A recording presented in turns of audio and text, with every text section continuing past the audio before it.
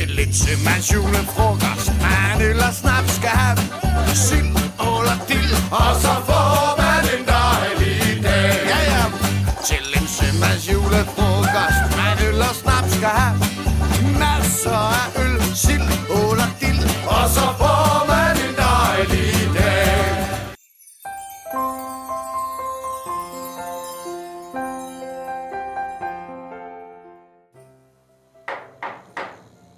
Kom ind. Hej. Hej. Lille juleaften. Må jeg banke på din dør? Lille juleaften, så bliver kagen aldrig tør. Ej, du har været ude at rasle. Ja, har du noget til mig? Jeg har desværre ikke nogen penge. Jeg skal også have noget kage. Nej, jeg har ikke nogen penge. Kan du ikke en fur Christmas ale?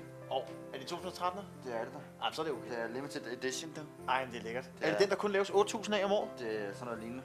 Er det den, der har vundet fine priser på Julebrygfestivalen? Det er det der. De er noget af det bedste af det bedste. Ej, det er dejligt. Jamen lad os da. Sådan en hård dag, som du var ude på. Jamen, jeg har været ude. Altså, jeg har haft travlt, det vil jeg sige. Du har heldigvis haft Rudolf med dig. Han har hjulpet. Han hjælper altid. Det er da dejligt. Simpelthen. Altså, en fur Christmas ale. Ja. Og i dag, der er det den 23. december, og velkommen til Lystig Julekalender par 2. Yeah! Og fur, Jacob. Det er jo op, hvor Kravene kraverne vender. Hvor vi har været op. Ja. Også jo. Simpelthen. Op mod Limfjorden og alt det der. Ja, simpelthen. En lille ø, så vidt jeg ved. Lille ø. Ja. Og hvem bor på den her ø? 2004. Der bor kun håndværker, fordi det er sådan et håndværkbryggeri, det her. Simpelthen. Og på det her, den røde fabrik. Har du nogensinde hørt om det kender vi alle. Sidste år, der fortalte vi rigtig meget om den røde fabrik. Så det springer vi lidt over, men altså, Det kan I jo ind og se. det er jo en dejlig historie, ikke? Ja, den røde fabrik og Per. Per var vores gode gamle ven, Per. som vi har mødt mange gange. Og Men vi er vilde med ham. faktisk var det ikke Per, der startede det her. Nej. Det var Mogens Fogh. Hvem ellers? Ellers God gamle Fogh, ikke? Mogens. Fogh-drengen, du. Han kan vi godt lide. Han var der en... Simpelthen. Han er den her. Og i dag, der er det lille juleaften. Og grunden til, at jeg sagde det her lille vers, det var fordi, at i gamle dage, der var der en tradition, at man gik rundt fra dør til dør og bankede på og raflede, ligesom man gør til fastelavn. Og så bedte man bare om kage i stedet for penge. Det gør man ikke mere, men jeg prøver at indføre traditionen. Folk aner ikke, hvad det er, jeg laver, men jeg bliver ved. Det er derfor, at i gamle dage, der havde vi så mange små tykke børn. Det er derfor. Det har vi faktisk stadig i dag.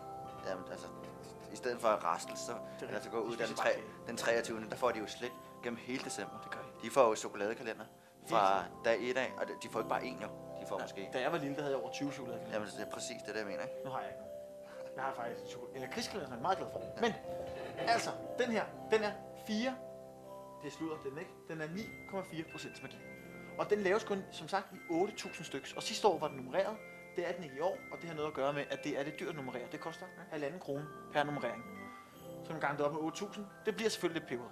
Og så slukke lyset. Det må vi jo bare ikke sige. Altså, Og lad os få knappet den op. ja, lad os gøre det. Det er jo en ale. Og det er en ale. stærk ale. Og hvis man vil vide lidt om ale-typen, så kan man jo gå ind og se det afsnit, hvor Carsten Bertelsen er med, for der fortæller han nemlig noget om ale. Og den her øl, den er vi jo faktisk rigtig vilde med. Vi har haft den med også et par gange. Ikke lige den der 2013, men nogle af de andre. Og den her, den er... de laver en ny udgave hvert år, og det de har gjort med 2013 i forhold til 2012'eren, 2012'eren var den første udgave af den her øl, de lavede, det var, at de har justeret den lidt med noget mere humle. Der kommer mere humle i den her øl i forhold til sidste år, fordi folk synes, den måske var lidt for sød. Men lad os få slynget den i glasset. Så vi får kokain frem, Yes, lad os som gøre det. Carsten har lært os, og det er jo en fin øl, hva'? Meget fint. Godt skum, der hænger ved, ikke også? Og vi kender, altså det er jo meget klar rav, ikke? Men vi siger jo altid rav. Det er jo, men det er jo også lidt rav. Det er ikke? rav, Altså, ikke? det er jo... Sådan en orange rav, ikke? Og så fin cremefarvet skum, og lad os dufte til den. Lad os gøre det. Og den her humle, den er så tydelig. Utrolig humle. Og nu er jeg lidt kritisk, fordi nu har jeg lyst til at være det. Jeg synes, at 2012'eren er bedre. Måske skulle... Altså, den her vil være... Altså, hvis... Som vi havde i Fisteren, ikke? Der havde vi jo en lagret, ikke? Det var rigtig sjovt at have haft en til fra lagret, ikke? Fordi jeg synes, at den er for humlet. Men lad os prøve at smage på den. Jeg har nemlig smagt den før. Skål. Og det er også meget tydeligt. Man kan tydeligt smage humlen, men den er sød, den er rund, den er julet. Ja, den er rigtig julet. Den er rigtig julet. Men den er meget humlet. Jeg var egentlig okay for den. Jeg synes, den egentlig var okay. Og jamen, den er ikke dårlig. Nej. Jeg kan bare bedre lide den, når humlen er lidt mere nedtonet. Men det man kan sige om den også er, og som Per har lært, som jeg vil anbefale den her øl til, det er helt klart en julehyggestund. Nu bruger jeg hans ord. Det var det, han sagde. Ikke? Når man sidder der tilbage i lænestolen, som vi gør nu, op på loftet, op i julemandens, det er faktisk julemandens omklædningsrum, sidder i nu. Det er rigtigt. Det er derfor nissehuen hænger her. Ja. Det er rigtigt. Simpelthen. Han er ude at lave, og værkstedet ligger jo lige her ikke snart. Han er travlt, altså. Vi har bare fået lov til at komme forbi og lige filme lidt. Heldig. Men lille juleaften, hold da op, mand. I morgen er den 24. december. Ja, i dag er det mandag. Hå? Det er helt vildt. Jeg skal ud og købe.